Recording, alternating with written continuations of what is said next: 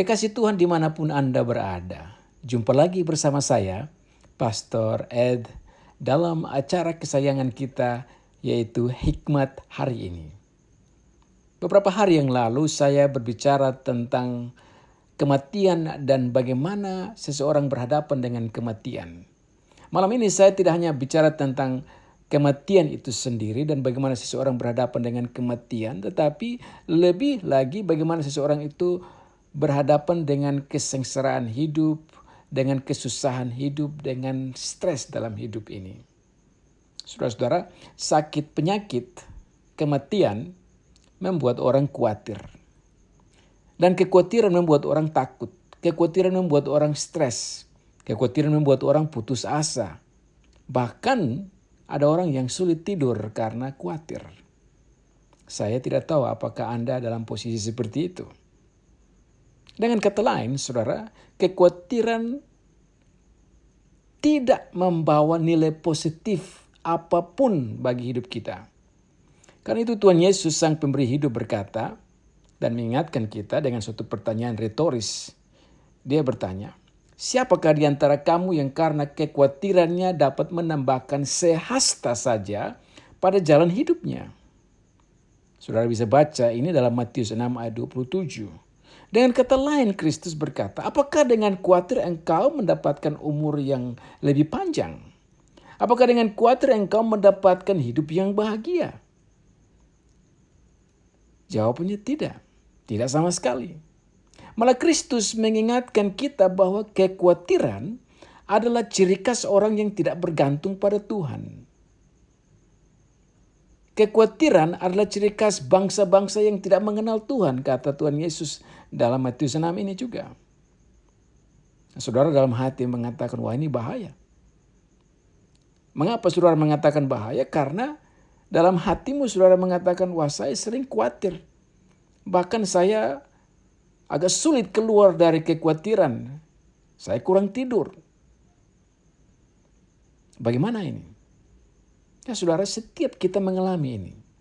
Ada yang tingkat kekhawatirannya lebih tinggi dari yang lain. Nah, mengapa khawatir? Mengapa khawatir? Karena kita masih ada dalam dunia ini yang penuh dengan dosa. Dan iblis memakai akan kelemahan daging kita untuk menjatuhkan kita. Iblis memakai akan kekhawatiran kita agar kita bergantung pada Dia, bukan kepada Tuhan. Maka sekarang pertanyaannya, apa yang harus Anda buat? Tuhan Yesus mengarahkan kita untuk kita melihat bukan kepada kelemahan-kelemahan kita, tapi Tuhan Yesus mau supaya kita fokus pada kerajaannya, pada kekuatannya, pada siapa Dia. Karena itu Tuhan Yesus dalam pasal ini mengatakan, carilah dahulu kerajaan Allah dan kebenarannya. Supaya Anda terhindar daripada kekhawatiran, maka Anda harus buat apa? Carilah dahulu kerajaan Allah dan kebenarannya. Bagaimana caranya? Hanya satu cara. Dahulukan kerajaan Allah. Prioritaskan kerajaan Allah. Mencari kerajaan Allah berarti bahwa fokus kita bukan pada kekhawatiran-kekhawatiran hidup, kelemahan kita, tetapi fokus kita kepada kekuatan Tuhan, kerajaan Tuhan. Karena dengan berfokus, dengan mencari akan kerajaan Tuhan, berfokus pada kerajaan Tuhan, maka kita melihat pada Yesus yang adalah Raja di atas segala raja. Mencari kerajaan Tuhan itu berarti bahwa kita mengakui dalam seluruh hidup kita bahwa hidup ini diatur oleh Sang Raja itu.